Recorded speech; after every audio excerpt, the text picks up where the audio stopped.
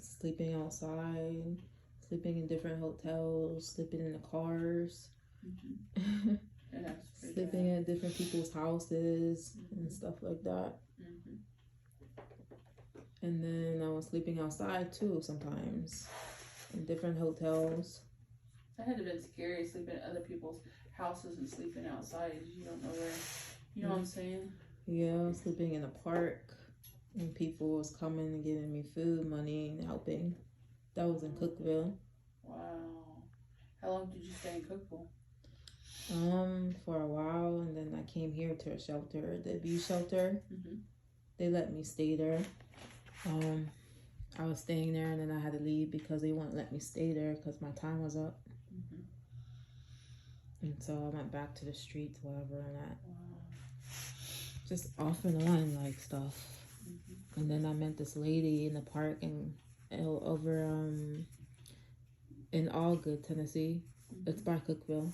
And then she took me in her house. She was like real nice at first, and then she switched up on me. Oh. And she was like, "Yeah, you can pay rent money. If we can move to her husband's house, we moved there." And she changed up like and everything. Mm-hmm. And I was paying her money and stuff, like.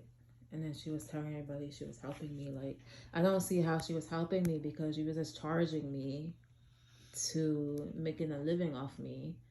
Even though you took me in, like, when you take somebody in from the street, you're supposed to, like, help them. Right. Like, not take from them.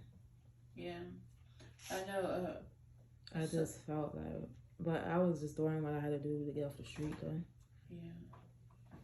Just surviving. Yeah. I know I didn't have any place to go, and this lady that supposedly was my friend took me in, and at first she didn't charge me anything, but then she started charging me like $200 for a tiny little room. But then she had these odd behaviors, like she would complain because my food was in her refrigerator, so I took it all out and I put it out on the front porch. It was in the middle of winter. I put it in a bucket. Then she complained because a 5-gallon bucket was on her porch, messing her porch up. And it wasn't like that was the only thing on her porch. She had tons of stuff all over her porch. But because she didn't let, and she wouldn't let me use her pantry. Except sometimes I could put some stuff in the freezer, but then it was like, there's too much stuff in the freezer. You know what I'm saying? I was like, geez, I can't do anything with anything, So I had cans of food shoved in this tiny little room. Mm-hmm.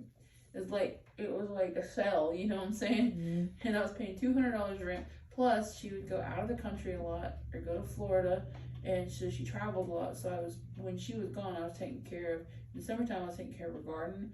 I'd take care of the chickens. I'd pin them up at night. Feed them. I took care of her 2 big dogs. Mm-hmm. I'd let them out and then feed them in the evening and pin them back up at night.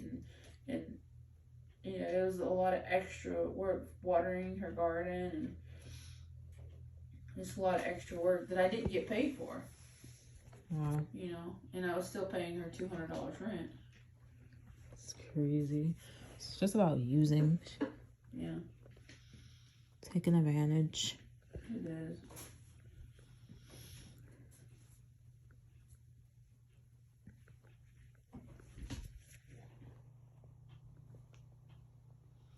Yeah, because the least she could have done was took it off my rent, Yeah. So she wanted you to clean the house, do all that, and pay money. Like, it's crazy. Yeah. Take care of all her pets. Yeah, it's crazy. My daughter was with me for a little while, and as soon as she turned 18, she says, "I'm leaving, Mom. Bye." Mm-hmm. She just took off and started couch hopping.